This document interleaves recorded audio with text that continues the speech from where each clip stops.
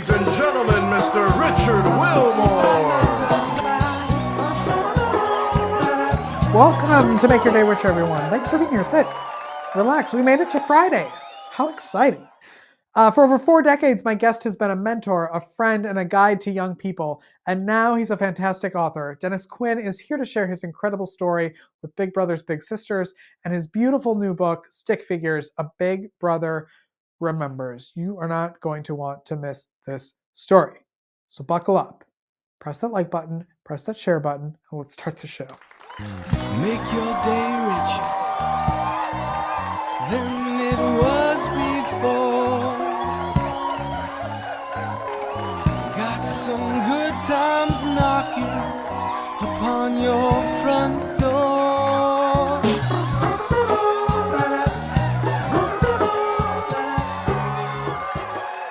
Dennis, thank you so much for being here. Thanks for having me, Richard. I really appreciate it. Of course. How long have you been volunteering at Big Brothers Big Sisters? I started volunteering there in 1980, actually. I was matched with a little brother in Minnesota, and I was a big brother to him for 4 years until I moved from Minneapolis out to Seattle and remained friends with him for the rest of his life. He passed away last fall, but yeah, so I did that, and then I in 1992 I was matched with a second little brother, and I was with him for over a 13-year journey. That's what I wrote my book, Stick Figures, A Big Brother Remembers, is about that story. And then I was also involved last year in a Lunch Buddies program, which was 2 times a month. You'd go and have lunch with a first grader, and if you could get them to sit down long enough to talk, you got to be a friend. And I did that program. And then I've also done some other not in the Big Brother program, but other mentoring too. What prompted you? Do you remember what prompted you to get involved with Big Brothers Big Sisters? Sure, I was from a family. I'm from second oldest out of 9 kids, and I remember when we were kids watching TV, and they'd have commercials on about Big Brothers Big Sisters. And because my parents were so involved with our family, both my mom and my dad, I couldn't imagine what it would be like to grow up without a dad. And so I told one of my sisters, if I ever move away from home, I'm gonna do that. And that's what I did. I followed up in that, and turned out to be a real good experience. Wow. Can you give everybody a little highlight of, I assume everybody knows, but I'm sure there are people out there who don't know what Big Brothers Big Sisters is. It is. I'm not associated with the agency other than a volunteer, but it is a national organization that has chapters almost throughout the country that matches kids. When I first started, it was primarily kids for boys that didn't have a consistent male presence in their life, whether they, with dad wasn't living at home, they didn't have a dad, or other circumstances, and they matched you as a friend with a 1-year commitment to get together with them and take them out for a couple hours, 2-3 times a month, and just to develop a friendship with them and give them that male presence in their life. And the program is still based on that, with men and women matched up with kids, but they've also expanded into some school programs that they do, and some couples mentoring also with kid, be assigned a kid and work with them. So it's a one-on-one program, and that's the value of it. It gives you a lot of freedom to spend time doing different things with them and establish a friendship and relationship that way. Was writing a book, being an author, on your list of things you wanted to accomplish ever? It was. I did a lot of writing throughout my career as a flight attendant. I did some work for our union. I did a lot of writing there. And after that, I was in real estate, and I did all our marketing materials and that. And writing a book was on it. Also, when I met my second little brother, Michael, the first day I met him, I just kind of had a feeling that this was going to be a real special match because of his physical and mental issues that he had. And I said to myself that night, hey, I think I'm going to write a book about this someday. And so when I retired from real estate, I finally got down and put that story together. And so yeah, that's how I got to that point. And I retired a couple of years ago, so I've been doing that since. And it's called Stick Figures, A Big Brother Remembers. Tell everybody about the book, what they're going to find in the book. What they're going to find is I was matched with this kid. Had been in foster homes for the first 5-6 years of his life. The woman who was his foster mother for most of that time was in the process of adopting him when I met him, and he was 7 years old. He had some neurological challenges with speech, where by the time he got from brain to mouth, it just didn't come out well. So that was a big issue, and he was behind in social skills, all kinds of things. Didn't know how to read at that point. So I was matched with him, and away we went. And he was just a really lovable kid, a lot of fun. The woman who adopted him,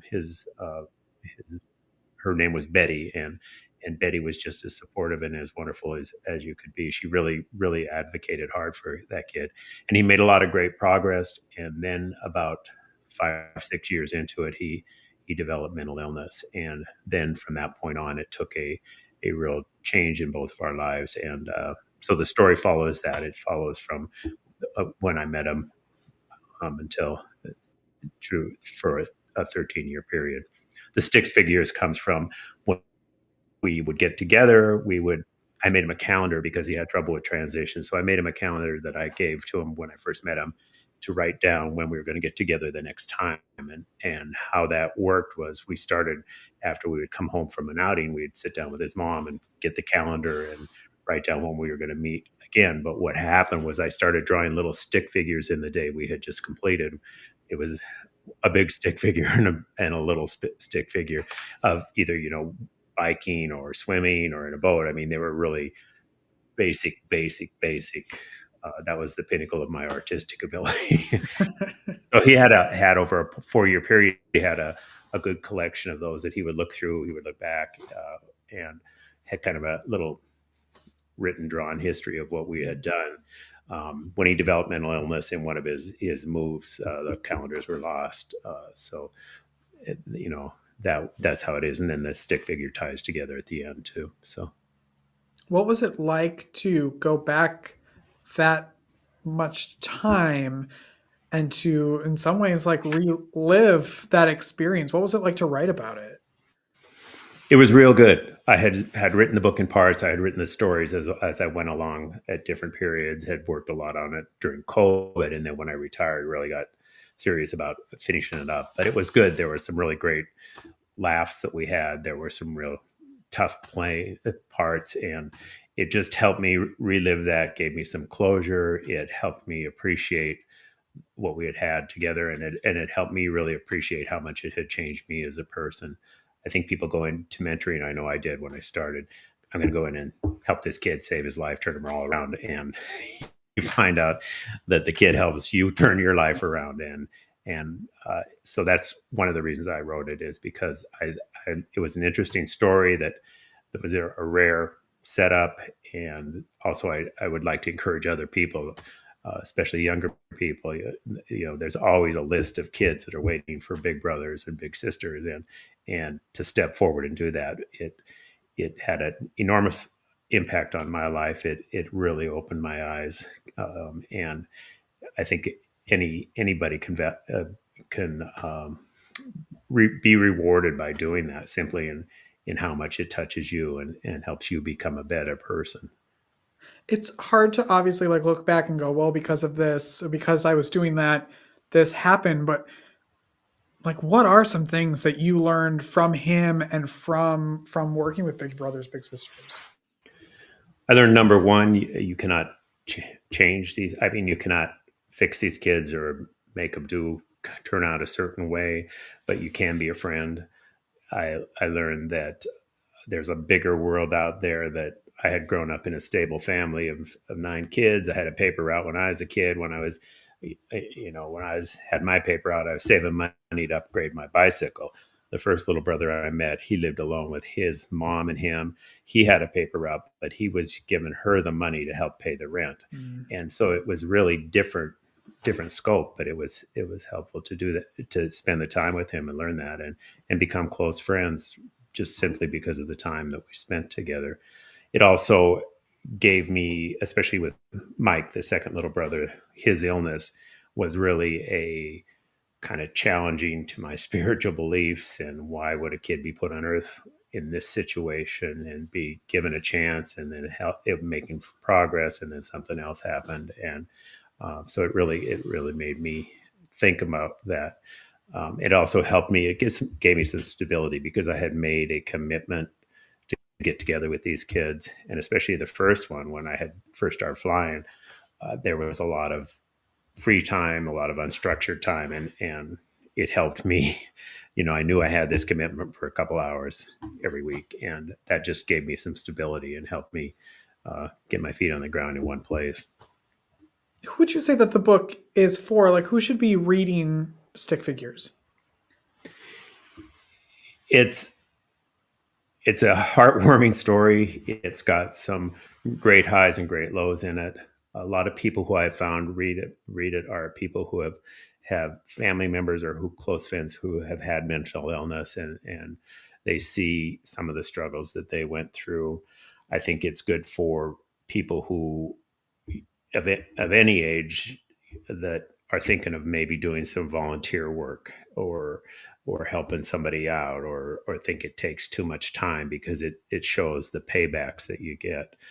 We live in a real busy society. Everybody has a lot of things going on, but the amount of time it took to be a volunteer, if you look at how much time I spend, and probably most people on their phone, it's not that much time at all. Yeah. And there are, hopefully it would give people hope that, hey, you can make a difference in somebody's life just by being there. As one woman I heard one time, she was a minister. She said she visited these kids in jail and whatnot, and she didn't have an answer for anything. She didn't have a magic wand to fix, but what she had was a ministry of presence, of showing up. And sometimes that's just all it is showing up. And it also puts a person, gets you out of your own comfort zone. So. Yeah, I was going to say, you don't have to show up and move mountains for it. Sometimes it literally is just showing up and being present for someone who doesn't get that a lot. Right. Yeah. What are you hearing from people that have read the book? I've heard from a lot that it's very, very well written. I've heard that from people. The mental illness thing, I have met several people who have come to presentations and whatnot that will come up and say, I have a brother that, has schizophrenia, or I have a sister that I'm, trying to work with, and they can see that frustration that I had with Mike and his situation, and the difficulty of finding him a safe place to live that was safe for him and safe for the people he was living with, that's out there big time. And it's a real challenge for any family that's going through this. And hopefully it would give them some hope. Hopefully it will help them see that the time that they spend with people in helping them do that it will help them out somewhere down the line, and that they can turn around and help somebody with it. Did you think about that response when you started writing the book? Or like, what prompted you to say, this story I need to tell this story? It was just so unusual. You meet this little kid who's just as lovable and happy and challenged as you'd ever meet, and you're spending time with him, you're helping him, and you're learning from him, and then his life turns upside down, and before I knew it, we are in locked wards at psychiatric hospitals playing chess back and forth every couple of weeks, and that in itself is unbelievable life theater that you're seeing going on around you while you're playing chess. And and he couldn't live outside of that environment, and yet he would beat me in chess every game we played. So you would think that I would be able to win a couple chess games, in a locked ward, but it wasn't to be had that way. So it was just a lot of good experience. I took him one time when we were at 5 years of being big brother and big sister. And we went down, we got approved through the agency, and we went down to Disneyland as a little celebration on that, a couple day. And the first night we got there, he was so excited, and he's in the hotel room talking and talking and talking in the other side of the room. And then I brought up something about what I had done for a job and what would he like to do. And he told me that night, he goes, all I want is to be normal. I want to be a normal kid. And that really broke my heart, because I knew that for a normal, he was always going to have challenges in his life. Yeah. But then he said, and I said that to him, that you're a normal kid. You like to do all kinds of things that normal kids do. We like doing stuff like that together. And then he said to me, he said, I got a lucky life. He says, I got my mom, and I got my house, and I got my dog Jake, and I got you. And I got a lucky life. Wow. And that just hit me, in that if that kid with that kind of challenges could find that gratitude, then I certainly could in my life. And I think it was a real awakening to me that, hey, this is pretty special. Yeah. This is a special kid and a special thing. And it was good to write the book and give him the credit or the honor of having his story told. I mean, I feel like that's the answer to my question that I'm going to ask you. But when you walk into something like volunteering for Big Brothers Big Sisters, you don't know what you're going to walk into. You don't really know what's going to happen. And then when something so extreme like that happens, was there ever any time where you were like, I don't think I signed up for this, I think maybe I took on too much? Or were you always like full steam ahead, I'm gonna stick with him no matter what? I didn't think. I guess what I felt was, not did I take on too much, that am I doing any good? Is it making any difference to him whether I show up or not? Is it, am I wasting my time here trying to make small talk with him? But what I came down to the belief that, because his adoptive mother then at that time was aging and couldn't take care of him and couldn't really be in contact with him.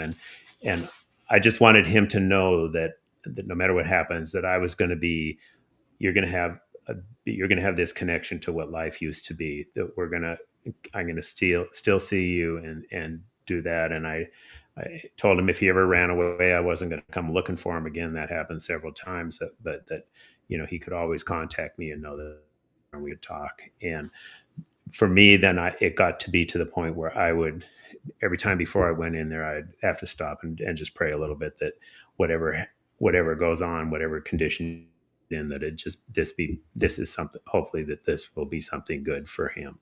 And that's what hopefully it was. But no, I have no regrets about doing that, but it was hard. Am I wasting my time? But I had good feedback from my partner and from other people that, keep it up and know that I can't change it, and just accept it. And it was a huge lesson in acceptance. There's nothing like it. Does it make you want to write more? Are you working on anything now? I'm writing. So what I'm putting together right now is kind of in jumbles. I'm trying to put it to order to start to finish. But I've written a lot of stuff about my brothers and sisters and myself when we were growing up, and the stuff we did and the stuff we got away with. And there's a boatload of it that you can write forever on it. You have to kind of be careful about which one you want to talk to you after you're done with it, because, but there is all kinds of antics. My poor parents, how they survived with 9 kids that were, it's a miracle, but they did a fabulous job. My mother passed away about 6-7 years ago. My dad is 95 and kind of entering his twilight years, but it's a pretty wonderful thing. And whether, I don't know how it will shake out or what, but it's good to write about that kind of stuff, because it was pretty funny. And Where in Minnesota did you live? I lived in the Twin Cities, and primarily I flew out of Northwest. I flew for Northwest Airlines, so I flew out of the Twin Cities for 4 years, and then I transferred to Seattle. And during the time there, I lived in like Bloomington, Richfield area, and then around Lake Nokomis that Okay. period of time. I'm Yeah. originally from Wisconsin, so when I fly home, I have to fly into Minneapolis. How And are I you? drive 4 hours to North Minneapolis. Wisconsin. So yes, I have Okay, yeah. friends in that area. So I love that. What do you love most about your life right now? I love not having to go to work. I like that Northwest and Delta send me a little paycheck to stay away from their people in planes. I like that part about it too. I, I where we live, and I like the freedom to write when I want to, and to be able to travel a little bit. And I have a super relationship with one of the great world, and I really like that. I feel really comfortable with where I'm at, and it just feels really good. It's hard to believe I'm going to my 50th class reunion next weekend, and that seems a half a century. That seems impossible, but It's probably not true. Can't be true. Not, it is. I'm my first official senior citizens convention I've ever gone to. It's that next weekend, and embrace I'm it. registered. So Embrace it. yeah. I hope you come back for if the second book ever comes out. I hope you come back for that and chat about it. Okay, I'd love to. So Yeah. and What's the best way that? uh, Oh yeah. if people want a book, they can. I have my website, djquinnauthor.com. They're for sale there. They're also for sale at Amazon, but you can get them from me and at a better price. And I'd love to share the story with it. It's a real personal tale, and it's a story of a pretty cool kid. Really cool kid that went through a lot in his life, and the woman that adopted him, she gave him a chance, and she was a saint. The book is dedicated to her because she just really went to bat for this kid and gave him a chance. And how it worked out, But yeah, so I love it. And Dennis was so nice that he's giving a copy to everyone in our non-existent studio audience. So thank you for that. I appreciate it. And they're all clapping right now. I'm very excited to go. Okay. Thank you. Dennis, thank you for being here. Okay. Thanks, Richard. I really appreciate it. And good luck Thank to you in you. your next season of shows, too. Thank you. We'll take a break and don't go anywhere. We'll be right back.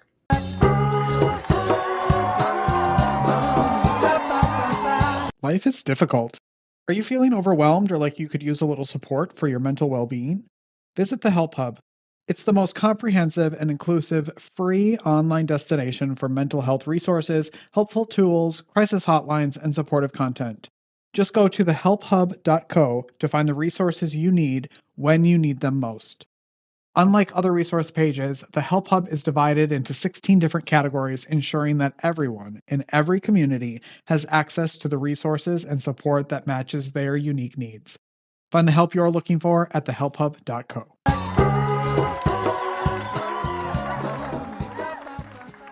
Welcome back, everyone. There's a new episode of Gorilla HR. Gorilla HR, Human Resources, hosted by the one and only Becky, who films right here in our studio, as a matter of fact. So when you're looking at this clip, know that this is right here in this room, and that if you have a podcast that you'd like to film here, it doesn't have to look like you're at the carnival. It can look like we're at wherever you want to be. Anyway, take a look at this clip of Becky's Gorilla HR. Some people might start to see dips in their performance. It's not something that's necessarily instantaneous. Like one day they're really great and the next day like they can't do anything. But certainly we start to see people who start to feel a little burnt out. They might feel overwhelmed. They might have some mental confusion because they're tired. They might not even be sleeping. They might not be getting the rest they need. And so some of these people we might start to see where they have a little bit more trouble with decision making or creativity or maybe collaboration, and they work with other people may start to decline. We can also see some behaviors where people start to withdraw from their workplace a little bit. For those virtual folks, this might be people who would normally have their camera on. They don't want to turn their camera on. They might be leaving shorter messages. They might be avoiding conversations with other people. This is something that I've actually heard from several of my clients recently. They're finding that some of their employees are being really short in their communication, and they're not necessarily people that were short before. You can learn more about Becky and the podcast and everything she's doing over there at gorilla-hr.com. She's actually, right after this, on her way here to film. So I gotta go because I have to flip this around into her set. Have a good weekend, everyone. Go make your day richer. Go make somebody else's day richer. You've made mine by watching this show, and I love you for it. We'll see you on Monday. Bye-bye.